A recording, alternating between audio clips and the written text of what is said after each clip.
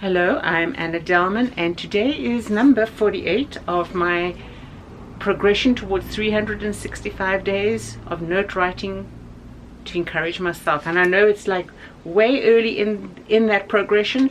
However, I have been faithful to share it publicly since day number 14, and I'm thankful and hopeful that I will continue to do so. So, take a seat. Let's get busy talking about gratitude.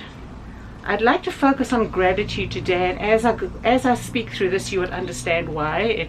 It will be logical once I come to the end of it, and I hope you will be encouraged to be grateful for those things in your life which are just totally awesome and beyond your control for them to have been that way. Nothing about what you did, but just everything ends up being remarkable. Excuse me. So gratitude for those small details we often miss that can only be from the hand of God. You know that you go through a season, it could be a week, it could be a month, it could be years, and I'm speaking in my situation, it was quite a long time, years, where as you look back, it was difficult, it was hard. Would you want them back again? Absolutely no. But would you replace them? No, I cannot replace those years in my life or even want them replaced because of the faithfulness of God to me throughout them. How He sustained me and how He led me to the point of July 5th, 2024. That was a year ago today. Today is July 5th, 2025. So what I'm grateful for, and I've listed 4 points, and maybe you in your circumstances can think of 4 points. A year ago today, for medical care, for daily provision and a functioning life. I'm speaking beyond, of course we should be grateful for, but beyond the roof over our heads, provision of a home, etc., etc. I'm speaking about the intricacies of who He is in our daily providence. And it's that vertical relationship with Him. My third bullet point is Him, as revealed in His Word, the Bible, His character, His person. Him, bullet point number 4, for the faith He's given me. And then I'm grateful for the grace through it all. And I'd also like to take a moment just to explain my deep gratitude, especially going back a year ago today, the remarkable medical team only God could have put together to care for me. The sweetness, the kindness, the care, the professionalism, the courtesy. I cannot be more complimentary to those persons who took care of me for the period of time that they did. They were a gift from God, a gift of His grace for me. And I am so humbled and so thankful for all He did through that period of time in giving me the opportunity to sit here today and encourage you, to be able to use my background, my education in this way to encourage you too. So talking about my background and my education, I want to talk about my foundation, which my education is based on, and that's the Word of God. It is July 5th, and so let's take a look at Proverbs 5. I want to read the last verse. He dies for lack of discipline, and because of his great folly he is led astray. We all know when we don't stick to wisdom, understanding, the precedents and the examples we've had of that person in our own lives and what we've gleaned from other people's lives through observing them, that we do and can get led astray. That goes back to Psalm 1:1. Don't get caught up in chatting with people who are being yuck and get caught up in hanging out with them when you know that they're going to get up to bad behaviors. Move on, walk away.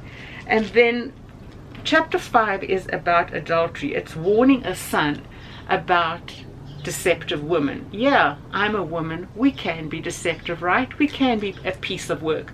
But then, I'm not saying all women are. I'm using that as an example. Men can be that way too. We've all seen what goes on in the news. We've all seen the court cases that are occurring with some well-known characters in the music industry, etc., etc. Now, I wasn't there personally to observe the behaviors between him and her and her and him and the groups, but from accounts, it was pretty horrible stuff. Those girls and those boys exampled great folly and were led astray, being caught up in those behaviors. Well, you can say that's never going to happen to me. I don't live that way. What if it's your sister? What if it's your brother? What if that's your brother and he did some horrible stuff and now he's come to his senses and wants to live a changed life? How are you going to encourage him? Do you know enough? If he's seen reading this, do you know enough to know it's sincere or not, or that somebody can change that dramatically? I don't know. But what if that's an example of something that could happen to someone in your own family? What if it was your sister who was caught up and was then emotionally manipulated, who was trafficked? My goodness, it is real. So although Proverbs chapter 5 is warning a son about a woman, yes, it's true this is to a father speaking to his son and cautioning him. But the example from it is a parent speaking to their young adult child, and cautioning them about being aware of how life functions. And then in verse 15 it starts and says, "Drink water from your own cistern, flowing water from your own well."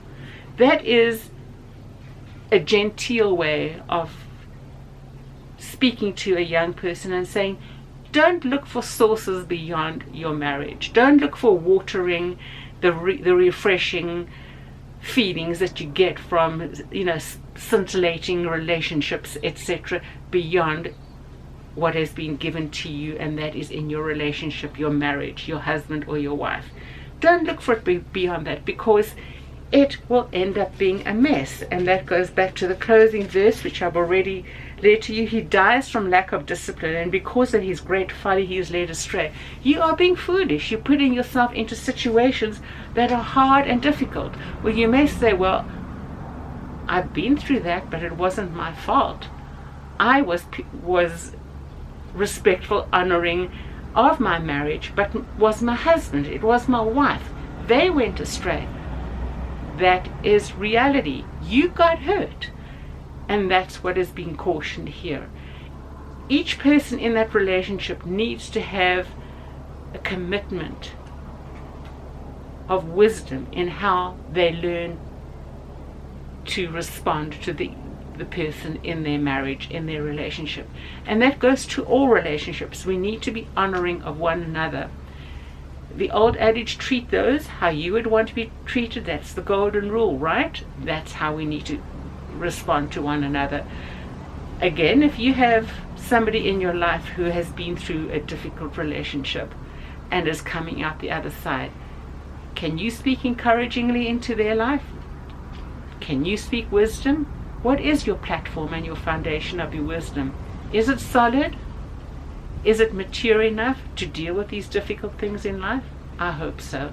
If not, continue reading Proverbs, go to Psalms, even go to other other books in the Bible. Look up in the concordance anything that you may want to look up, and it will direct you to where you need to go.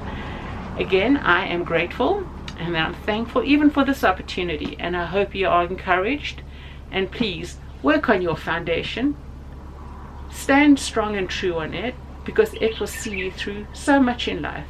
And when you see the intricacies of your life over a period of time, and you can see the hand of God that played out through it all, you would be amazed. It has been for me a difficult, quite a good number of years.